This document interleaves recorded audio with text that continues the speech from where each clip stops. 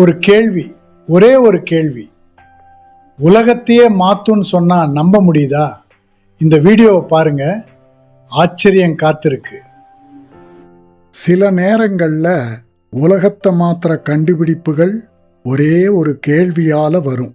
நெருப்பை கண்டுபிடிக்கிறதுக்கு முன்னால யாரோ ஒரு வெளிச்சம், இந்த வெளிச்சம் எங்கிருந்து வருதுன்னு கேட்டிருப்பாங்க.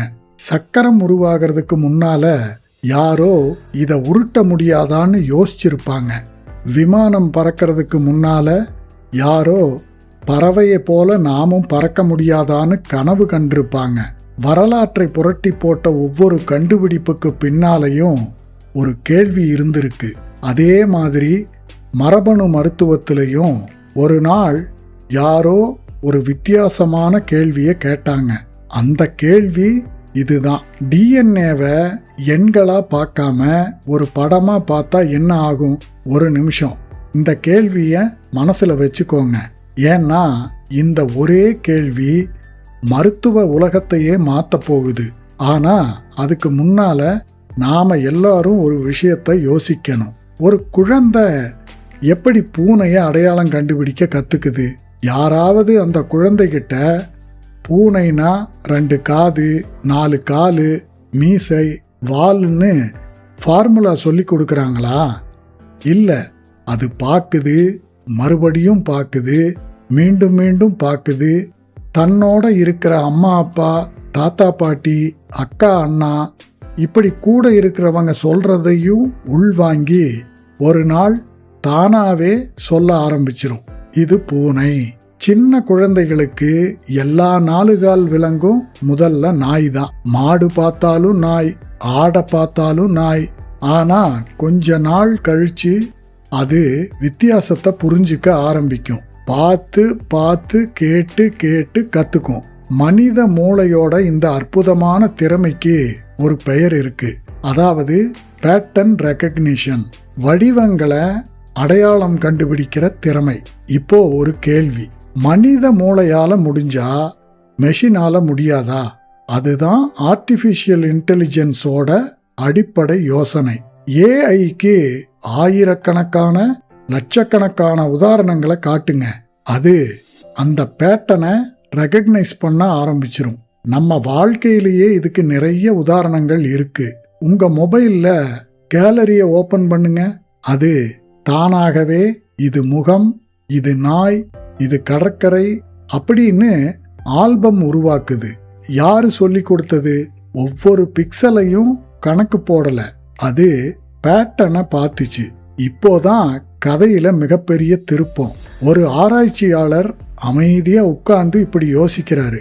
ஒரு ஏஐ பூனையை அடையாளம் கண்டுபிடிக்க கத்துக்குது, முகத்தை அடையாளம் கண்டுபிடிக்க கத்துக்குது, காரை அடையாளம் கண்டுபிடிக்க கத்துக்குது.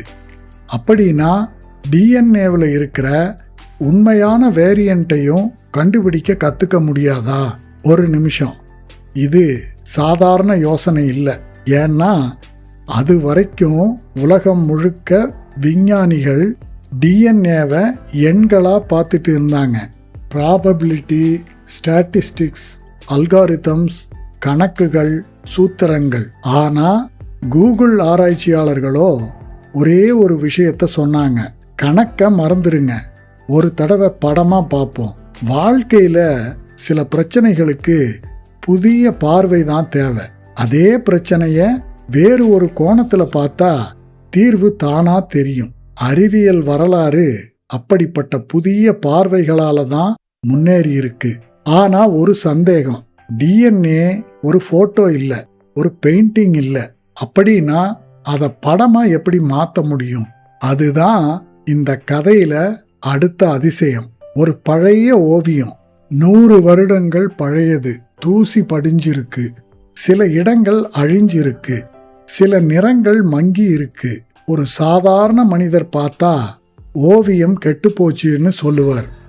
ஆனா ஒரு அனுபவம் வாய்ந்த ஓவிய நிபுணர் அவர் அழிஞ்ச பகுதியை பார்க்க மாட்டாரு, மீதம் இருக்கிற சின்ன சின்ன வடிவங்களை பார்ப்பாரு, நிறங்களோட தொடர்ச்சியை பார்ப்பாரு, தூரிகை ஓடிய விதத்தை பார்ப்பாரு.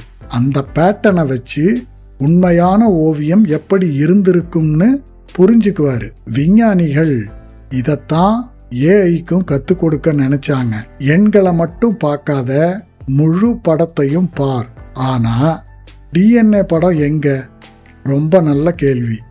டிஎன்ஏ கேமராவில் எடுத்த போட்டோ இல்லை. அப்படின்னா படம் எப்படி? நினைவிருக்கா? கடந்த எபிசோட்ல டிஎன்ஏவை லட்சக்கணக்கான துண்டுகளா பிரிச்சோம். அந்த ஒவ்வொரு துண்டையும் ரெஃபரன்ஸ் ஜெனோமோட ஒப்பிட்டோம். இப்போ அந்த எல்லா தகவலையும் ஒரே இடத்துல அடுக்கி வச்சா ஒரு காட்சி உருவாகும் இல்லையா? அதுக்கு பேர் தான் பைலப் இமேஜ். நீங்க ஒரு பெரிய இசைக்குழுவுக்கு முன்னாடி உட்கார்ந்துருக்கீங்க. 100 இசைக்கலைஞர்கள் எல்லாரும் ஒரே பாடலை வாசிக்க ஆரம்பிக்கிறாங்க. ஒரு இடத்துல எல்லாரும் ஒரே இசைக்குறிப்பை வாசிக்கிறாங்க. அது தெளிவான பேட்டர்ன். ஆனா ஒருத்தர் மட்டும் வேறொரு குறிப்பை வாசிக்கிறாரு. அது தவறா இல்ல அது புதிய இசையா? அதை கண்டுபிடிக்க ஒரு நல்ல இசை இயக்குனர் ஒவ்வொரு இசைக்கலைஞரையும் தனித்தனியா கேட்க மாட்டாரு. முழு இசையையும் ஒரே நேரத்துல கேட்பாரு. அப்போதான் உண்மையான வித்தியாசம் உடனே தெரியும். டீப் வேரியண்ட்டும் அதைத்தான் செஞ்சுது. ஒவ்வொரு டிஎன்ஏ துண்டையும் தனித்தனியா அனலைஸ் பண்ணல, அது முழு படத்தையும் பார்த்துச்சு. எந்த இடத்துல எல்லாரும் ஒரே மாதிரி சொல்றாங்க, எந்த இடத்துல பாதி துண்டுகள் மட்டும் வேற மாதிரி இருக்கு, எந்த தகவலுக்கு மெஷின் அதிக நம்பிக்கை கொடுத்திருக்கு, எது சந்தேகமான தகவல், எல்லாத்தையும் ஒரே பார்வையில புரிஞ்சுக்க ஆரம்பிச்சது. சில நேரங்கள்ல தீர்வுங்கிறது அதிகமான தகவல்ல இருக்காது, அந்த தகவலை பார்க்குற பார்வையில இருக்கும். ஏஐ எப்படி கத்துக்குச்சு? ஒரு நாள் இல்ல, ஒரு வாரத்துல இல்ல, ஆயிரக்கணக்கான இல்ல லட்சக்கணக்கான உதாரணங்கள். இது உண்மையான வேரியண்ட், இது மெஷின் எரர், இது சரியான முடிவு, இது தவறான முடிவு, மறுபடியும் மறுபடியும் மறுபடியும் பார்த்துக்கிட்டே இருந்துச்சு. சைக்கிள் ஓட்ட கத்துக்கும் போது எத்தனை தடவை கீழே விழுந்தோம்? முதல் நாளே பேலன்ஸ் வந்துருச்சா? இல்ல, தவறுகள், திருத்தங்கள், மறுபடியும் முயற்சி. ஒரு நாள் யோசிக்காமலே சைக்கிள் ஓட்ட ஆரம்பிச்சிருவோம். ஏஐயோட லேர்னிங்கும் அதே மாதிரி தான். இங்கதான் உண்மையான ஆச்சரியம். ஏஐ ஒரு இடத்துல எல்லா டிஎன்ஏ துண்டுகளும் ஒரே எழுத்தை காட்டுறத பார்த்தா இது நம்பகமான தகவல்னு கத்துக்குச்சு. ஒரு இடத்துல பாதி துண்டுகள் ஒரு எழுத்து, மீதி பாதி வேறொரு எழுத்து. இங்க ஒரு உண்மையான வேரியண்ட் இருக்கலாம்னு புரிஞ்சுக்க ஆரம்பிச்சது.